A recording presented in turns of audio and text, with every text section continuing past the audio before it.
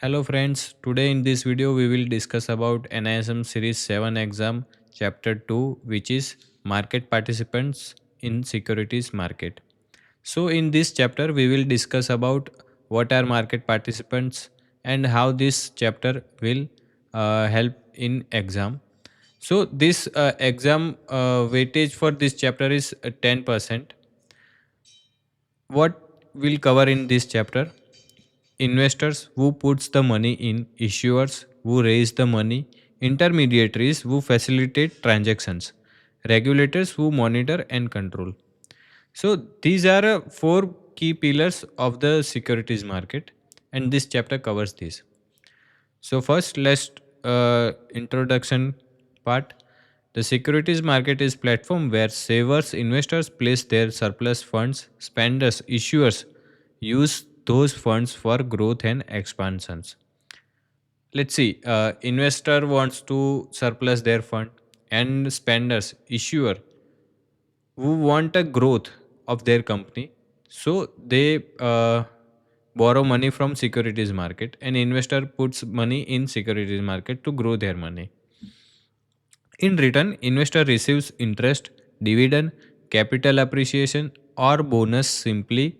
Analogy Simple analogy: think of it like a marketplace. Investors are buyers of financial opportunities, issuers are seller of securities, intermediaries are shopkeepers, and regulators are government that keeps everything fair. So let me give you an example of Blinkit. What Blinkits do? Blinkit do a transaction between two parties. So regulator is a same in this manner. NSE what do? They uh, provide platform for issuers and uh, investors. Investor wants to invest in some securities, and issuer wants to issue their securities to investors. So it provides bridge between two. Like Blinkit provide a platform for grocery buying, and also provides shopkeeper to sell their products. So it mix between two. Section 2: investors. An investor is a backbone of the securities market. He provides the surplus resource for companies to grow. Type of investors: based on primary market categorization, retail investor includes Indian residents, NRIs, and HUFs. Apply or bid for securities worth not more than 2 lakh rupees. Most common investor category in India. Institutional investor includes domestic financial institutions, banks, insurance companies, mutual funds, foreign portfolio investors. FPI categories: SEBI FPI regulations 2019. Category: who qualifies? Category 1: central banks, sovereign wealth funds, military or multilateral organizations, pension funds, university funds, appropriately regulated entities, banks, AMCs, insurance companies, entities from FATF member countries. Category 2: regulated funds not eligible as Cat 1, endowments, foundations, charitable organizations, corporate bodies, family offices, and individuals. Important exam note: Chapter 2, Category 2, FPI who are corporate bodies, individuals, and family offices are treated as non institutional investors. So keep in mind this point, that Category 2 FPI who are corporate bodies, individuals, and family offices are treated as non institutional investors. So let us discuss about non-institutional investors. Any investor other than RII and institutional investors. Examples: family offices, corporates, and partnership funds. Accredited investors.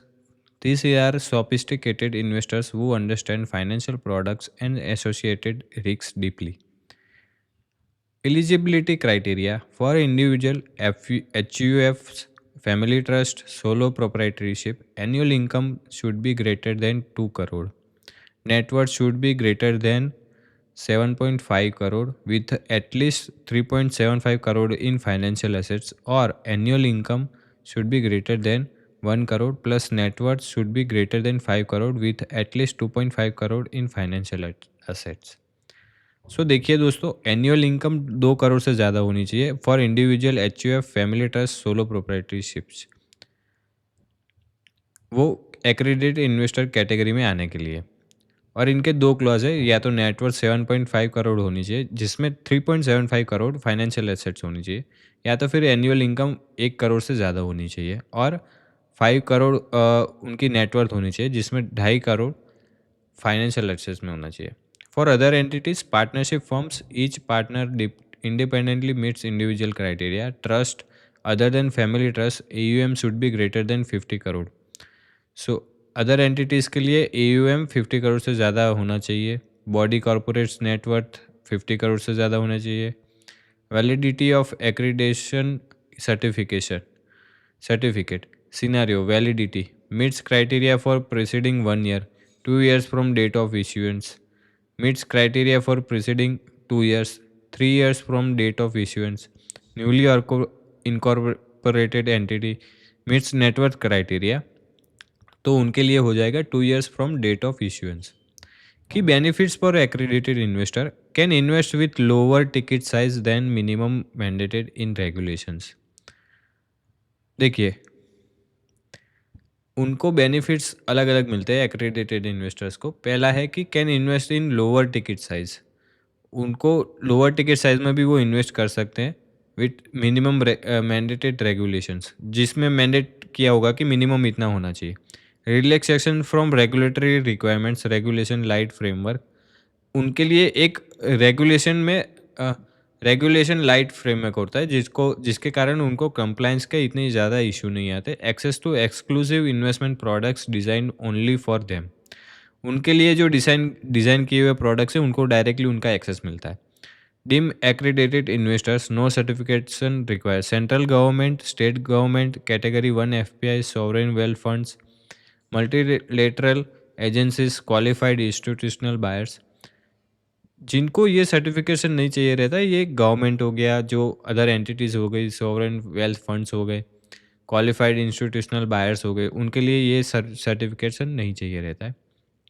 Market makers, तो दोस्तों market makers क्या होते हैं कि जो SME की script list होती है कोई भी NSE BSE में, तो आपने देखा होगा उसमें लिक्विडिटी नहीं होती। तो लिक्विडिटी नहीं होती तो उससे क्या होता है कि जो एग्जिस्टिंग बायर है उनको एग्जिट करने का मौका नहीं मिलता। तो सेबी ने एक ऐसा रूल बनाया है कि जो भी कंपनी होगी उसको एक मार्केट मेकर हायर करना पड़ेगा, जिसके थ्रू उनमें लिक्विडिटी बनी रहे उनके स्क्रिप्ट्स में, जिसके कारण जो इन्वेस्टर एग्जिट होना चाहते हैं वो एग्जिट कर सके उसमें से। सो मार्केट मेकर्स का काम क्या होता है? Provide liquidity in the market, operate under SEBI exchange guidelines, must provide two way quotes both buy and sell continuously with minimum order amount and reasonable bid ask spread.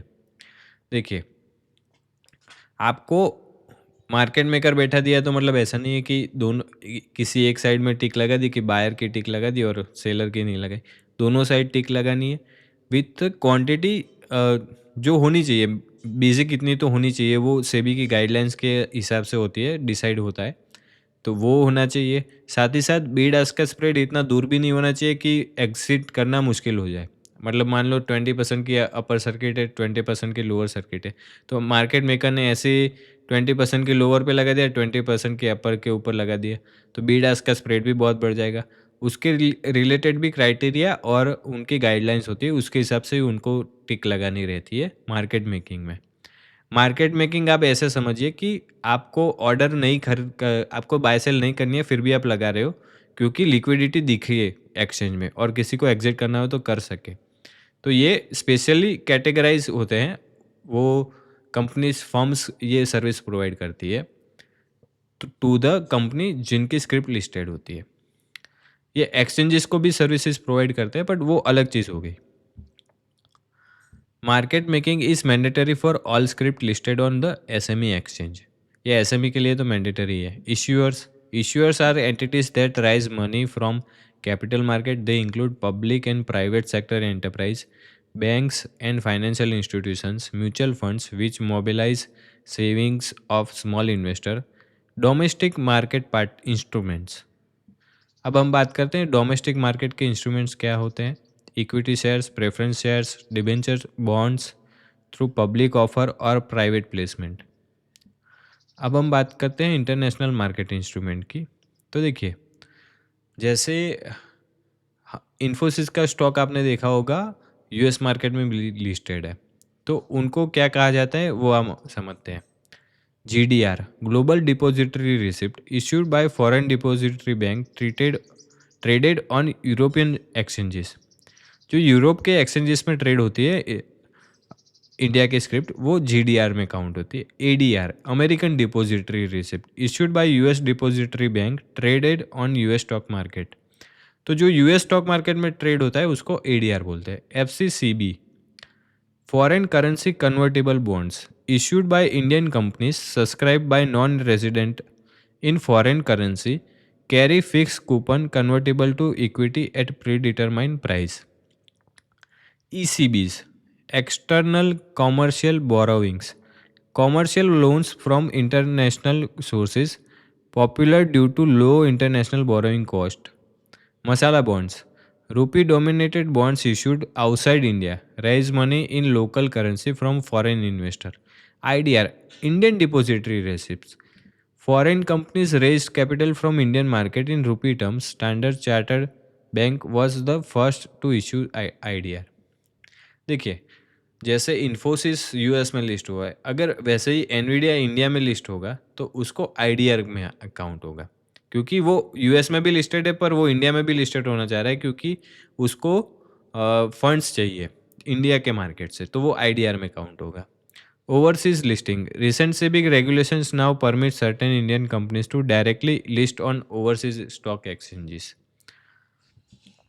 Regulations for issuers, SEBI ICDR Regulation 2018, issue of capital and disclosure requirements, governs public issues, right issues, preferential issues, QIPs, bonus issues, IDR issues.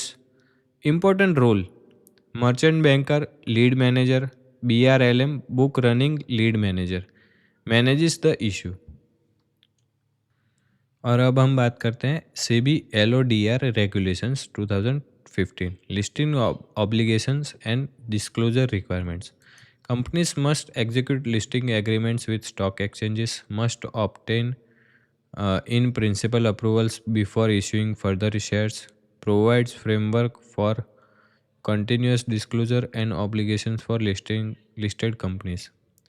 तो देखिए, जैसे ही आपका stock listed हो गया, सब कुछ हो गया, तो कहानी ख़त्म नहीं हो जाती। आपको हर एक चीज़ कंपनी के फाइनेंशियल जो भी छोटी सी छोटी डिटेल्स जो होती है आपको एक्सचेंज में डिस्क्लोज़ करनी रहती है, जिससे कि इन्वेस्टर के साथ अवेयरनेस बनी रहे और एक ट्रांसपेरेंसी बनी रहे कंपनी के related. Other important regulations, SEBI issue and listing of non convertible securities regulation 2021, SEBI issue and listing of municipal debt securities regulation 2015, SEBI issue and listing of securitized debt instrument and security receipt regulation 2008। तो ये important regulation है, इसको आप ध्यान में रखिएगा। Market structure and participants, intermediation, the process of enabling savers buyers to buy or sell securities and acquire related rights. Market infrastructure institutions, MIIs, stock exchange हो गया, इसमें क्लियरिंग कॉरपोरेशंस हो गए, डिपॉजिटरीज हो गई, मार्केट इंफ्रास्ट्रक्चर इंस्टीट्यूशंस हो गए। Stock exchanges, definition क्या है इसकी? As per SCRA 1956, a body of individuals or a body corporate constituents for assigning, assisting, regulating, or coordinating the business of buying, selling, or dealing in securities. Functions of stock exchange: provide trading platform, dissemination of information, investor education, awareness and protection, facilitate redressal mechanism, surveillance and investigation, listing of securities and monitoring compliance, inspection and monitoring of member compliance.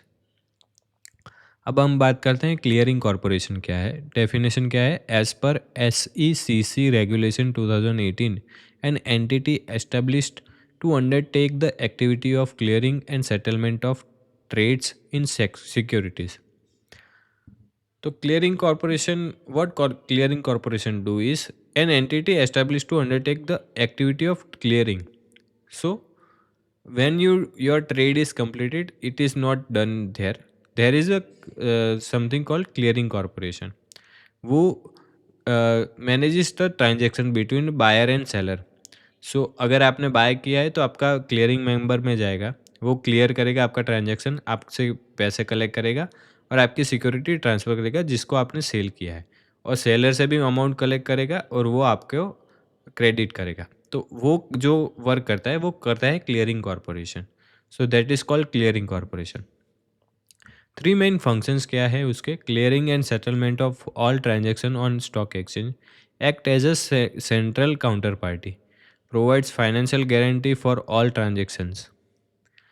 सो देखिए, ये guarantee provide करता है कि आपका जो transaction हुआ है वो कंप्लीट होगा ही, क्योंकि अ, उनके पास बायर के से भी पहले से अमाउंट कलेक्ट रहता है और सेलर से भी रहता है, तो रिस्क का मैनेजमेंट भी यही करती है। Key processes novation. The clearing corporation replaces the original buyer-seller relationship and itself become the counterparty to both sides. This guarantees settlement. And key processes क्या है? Novation. The clearing corporation replaces original buyer-seller relationship and itself becomes the counterparty to both sides. This guarantees settlements. Important terminologies, term and meaning. Pay in. Process where clearing member custodian brings money and securities to the clearing house. Phase 1 of settlement. Payout. Process where clearing house pays money और deliver securities to clearing member custodian. अब हम बात करते हैं what are depositories. Definition: Depositories act 1996, a company registered under Companies Act that holds securities in electronic form and enables transfer by book entry. Main objective क्या है इसका? Provide paperless dematerialized holding and transfer of securities with speed, accuracy and safety. Two depositories in India. पहली है National Securities Depository Limited and second है CDSL, central depository services limited. Both established under Depositories Act 1996. Depository participants, DPS, agents appointed by depositories with SEBI approval, who can become DPs, banks, financial institutions, NBFCs, clearing corporations, registered transfer agents, custodians, state financial corporations, SEBI registered trading members. Services offered by depositories: custodial facilities, dematerialization of securities, buying, selling, transfer of shares, corporate action processing. Market participants, trading member and stockbroker. Definition: a member of a stock exchange who can execute trades on own account and on behalf of client. A trading member can be an individual, sole proprietor, partnership firm, limited liability partnership, corporate, bank only in currency derivative segment. Bank को सिर्फ currency derivative segment में ही allowed है। Important: in India investor can not access exchange platform directly, they must trade through a registered stock broker and trading member. तो दोस्तों, एक trading member क्या होता है और स्टॉक ब्रोकर क्या होता है? ट्रेडिंग मेंबर वो होता है जो सिर्फ प्रोप्राइटरी ट्रेड्स एग्जीक्यूट कर सकता है, और स्टॉक ब्रोकर वो होता है जो क्लाइंट्स के भी ट्रेड एग्जीक्यूट कर सकता है। तो प्रोप्राइटरी फर्म क्या करती है? वो अपनी स्ट्रेटजीज और अपने फंड से वर्क करती है। तो आपके माइंड में एक क्वेश्चन आया होगा कि ये लोग ट्रेडिंग मेंबर क्यों बनते हैं? डायरेक्ट किसी स्टॉक ब्रोकर के वहाँ जाके अकाउंट ओपन करके एज अ क्लाइंट या एज अ कंपनी क्यों ट्रेड नहीं करते? तो दोस्तों, एज अ ट्रेडिंग मेंबर आप ज्वाइन होते हैं तो आपको सर्टन बेनिफिट्स मिलते हैं। आपको लिवरेज मिलता है, आपको ज़्यादा वर्क करने की परमिशन मिलती है, आपको प्लेज करने की ज़्यादा अपॉर्चुनिटीज़ मिलती है आपके स्टॉक्स को। और इसके थ्रू आपको मार्जिन भी ज़्यादा ग्रेटर आप ले सकते हो एक्सचेंज से। उनके लिए अलग रेगुलेशंस भी है अभी तो। बट हाँ, आरबीआई के जो नए नॉर्म्स आए उसके बाद ये शायद जा सकते हैं फ्यूचर में। अभी तो 3 मंथ की चल रही है बात कि 3 मंथ्स तक अभी पेंडिंग में है, बट फ्यूचर में वो जा सकते हैं। बट ट्रेडिंग मेंबर्स के ये बेनिफिट्स रहते हैं। Type of membership based on trading and clearing rights. Membership type only trading member, trading rights है, क्लियरिंग राइट्स नहीं है। मस्ट यूज टीएमसीएम और पीसीएम फॉर क्लियरिंग। देखिए, ट्रेडिंग मेंबर भी बनना पड़ेगा और क्लियरिंग मेंबर भी बनना पड़ेगा, तब जाके वो क्लियरिंग कर पाएगा। वो या तो उसको किसी और से क्लियरिंग करवानी पड़ेगी। Trading cum self clearing member. Yes, trading के भी राइट्स है और क्लियरिंग के भी राइट्स है, पर उसके ओन ट्रेड्स जो होते हैं उसके can not clear for custodian participants. जो कस्टोडियन पार्टिसिपेंट्स होते हैं उनके ट्रेड्स वो कम क्लियर नहीं कर सकते। ट्रेडिंग कम क्लियरिंग मेंबर, जो खुद के भी ट्रेडिंग की राइट है उसको, एंड दूसरों के ट्रेड की भी राइट है उसको क्लियर करने की। Can clear for other TMs and custodians also. Professional clearing member, उसको सिर्फ ट्रेडिंग के राइट नहीं है, बाकी वो क्लियरिंग कर सकता है। ओनली क्लियरिंग राइट्स है उसको, नो ट्रेडिंग राइट। तो हम देखते हैं अब रजिस्ट्रेशन कैसे होता है एक स्टॉक ब्रोकर का। SEBI stock broker regulations 2026। New entities apply to SEBI through and respective stock exchange और clearing corporation. One certificate of registration is issued by SEBI in respective of number of exchange or segments. A registered stockbroker does not need separate registration as a clearing member and vice versa. Eligibility criteria for stockbroker membership. A base minimum capital, deposits given by member against which no exposure for trades in allowed. देखिए, जो deposit दी जाती है उसके against में कोई trade की right नहीं मिलते हैं उनको। ऐसा नहीं है कि आपने 50 लाख डिपॉजिट कर दिया तो आपको उतने का मार्जिन मिल जाएगा। वो सिर्फ डिपॉजिट रहता है एक्सचेंज के पास। Maintain based on risk profile of a member. आपकी जितनी रिस्क प्रोफाइल होगी उस हिसाब से आपको मार्जिन मेंटेन करना पड़ेगा और डिपॉजिट मेंटेन करनी पड़ेगी to exchange. Individual trading membership, age minimum 21 year होनी चाहिए। इंडियन सिटीजन होना चाहिए। एटलीस्ट एचएससी और इक्विवेलेंट क्वालिफिकेशन होनी चाहिए। Experience minimum 2 years as a partner, authorize assistant, apprentice to a member और remisier. Corporate membership criteria requirement. Status register under Companies act 2013। Paid up equity capital as per specified currently 30 lakhs है। Designated director at least 2 directors for day to day trading operations. Age of designated director minimum 20 years 1 year होनी चाहिए। At least HSC और equivalent qualification होनी चाहिए। Experience minimum 2 years in security related activities. Fit and proper person criteria Schedule 2 SEBI Intermediaries Regulations 2008। SEBI consider integral reputation and character, integrity, reputation and character, absence of conviction and restraint orders, competence including financial solvency and net worth, absence of classification as willful default. Authorized person EP, not a member of a stock exchange, can be individual partnership firm, LLP, body corporate. इनको appoint कौन करता है? Appointed by stock broker to provide access to trading platform as an agent. Trading member must obtain prior approval from exchanges for an each EP. Segment specific, must have a adequate office space, equipment and manpower. Trading member is fully responsible for acts or omissions and commission by EP. तो देखिए, ये क्या होता है कि stock broker है कोई, तो उसका एक ऑथोराइज पर्सन बना देते हैं वो, जिसके थ्रू वो अपने क्लाइंट्स के ट्रेड कर सकता है ऑथोराइज पर्सन, और उसको एक कमीशन देती है जो स्टॉक ब्रोकर के थ्रू अपॉइंट होता है। कस्टोडियन क्या है? Register with SEBI to provide custodial service. Clearing members do not clearing members but do not trading members. ये कस्टोडियंस क्या होते हैं? Register with SEBI to provide custody service provide करते हैं। क्लियरिंग मेंबर्स होते हैं ये, बट ये ट्रेडिंग मेंबर्स नहीं होते। रिस्पॉन्सिबिलिटी क्या होती है इनकी? Safeguarding client securities, tracking corporate actions on behalf of client, maintaining securities account, collecting benefits rights accruing to client, keeping client informed of issuers action, maintaining and reconciling records. Important: when a trade is assigned to a custodian for a settlement, the custodian must confirm whether they will settle it. If custodian fails to confirm, the own shifts back to the trading member and clearing member.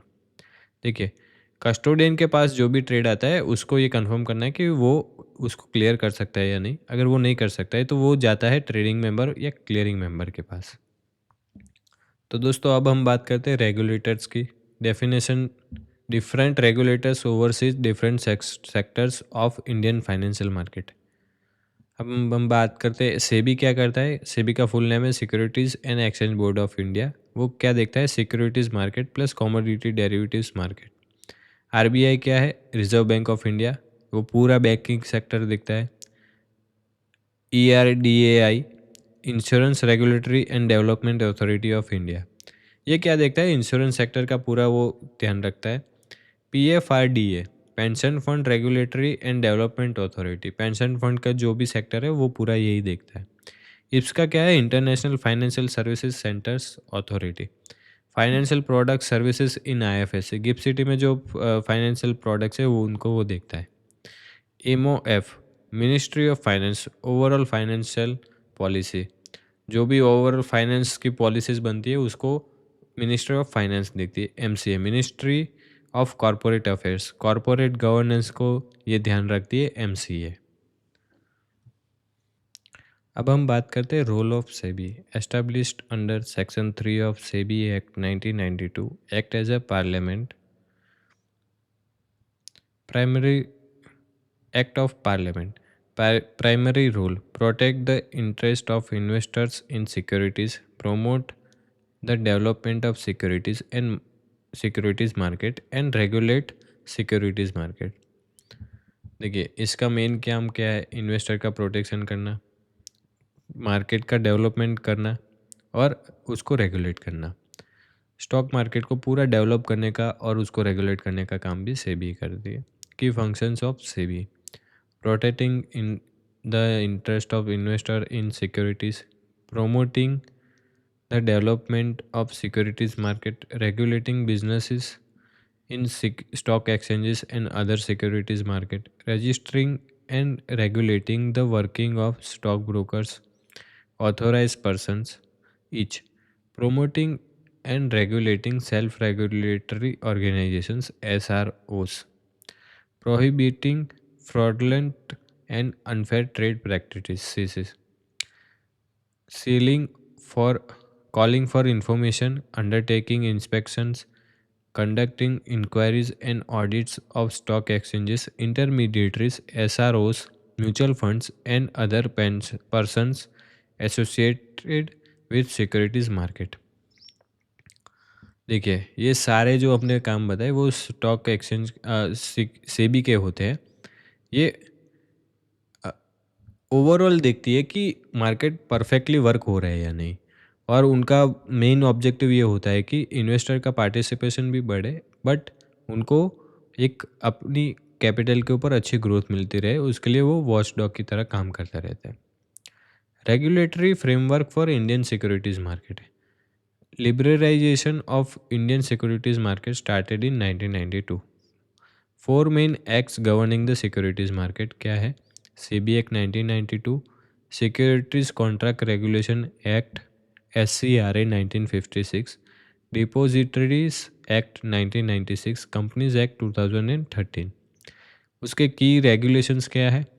Securities contract regulation rule 1957 में आया, वो membership qualification for stock exchanges के related है। SECC regulations stock exchanges and clearing corporations 2018 में आया। Framework वो decide करता है मेंबर्स के लिए। SEBI ICDR regulations 2018, capital issuance and disclosure. SEBI LODR regulations वो 2015 में आए, listing obligations for listed companies. SEBI stock brokers regulation वो 2026 में आया, registration and conduct of stock brokers. SEBI intermediaries regulations 2008 में आया, fit and proper person criteria के रिलेटेड। सेबी FPI रेगुलेशंस 2019 में आया, categories and conduct of foreign portfolio investor, इसके लिए। इम्पोर्टेंट डिवीजन ऑफ पावर क्या है, ये सब है। अब हम क्विक रिवीजन करते हैं। Key numbers to remember. Retail investor application limit क्या है, not more than 2 lakh. Accredited investor annual income क्या होनी चाहिए, 2 करोड़ और more. Accredited investor net worth for individual क्या है, वो है 7.5 crore. Accredited investor body corporate net worth क्या होनी चाहिए, 50 करोड़ से ज़्यादा होनी चाहिए। एक्रेडिटेड इन्वेस्टर ट्रस्ट का AUM कितना होना चाहिए, 50 CR। सर्टिफिकेट वैलिडिटी क्या है, अगर 1 ईयर का क्राइटेरिया मीट कर रहे हैं तो 2 ईयर्स की है, अगर 2 ईयर्स का क्राइटेरिया मीट कर रहे हैं तो 3 ईयर्स की है। Minimum age for stock broker membership 21 years है। Minimum experience for membership 2 years है। Corporate minimum paid up capital क्या होना चाहिए, 30 lakhs होना चाहिए। और ये पूरे चैप्टर का 10% वेटेज है इसमें। और ये आप देख सकते हैं, एक समरी है। अब हम देख लेते, चलिए। नोवेशन क्या है, clearing corporation becomes counter party to become a both buyer and seller guarantee settlement. Pay in क्या है, membership members bring money securities to clearing house. Pay out क्या है, clearing house pays delivers to members. NSDL and CDSL India के 2 main depositories है, hold securities in electronic form. DPs क्या है, agent of depository, your demat account is fill with a DP। PCMs क्या है, only clearing rights no trading rights. Authorise person क्या है, not a exchange member, act as a agent of broker. Market maker क्या है, provides 2-वे codes continuously for liquidity. IPS का क्या है, regulated gift city IFSC, establish in 2020। IDR क्या है, foreign companies raise capital from Indian market, Standard Chartered was the first bank. This complete chapter 2 of NISM series 7. Thank you.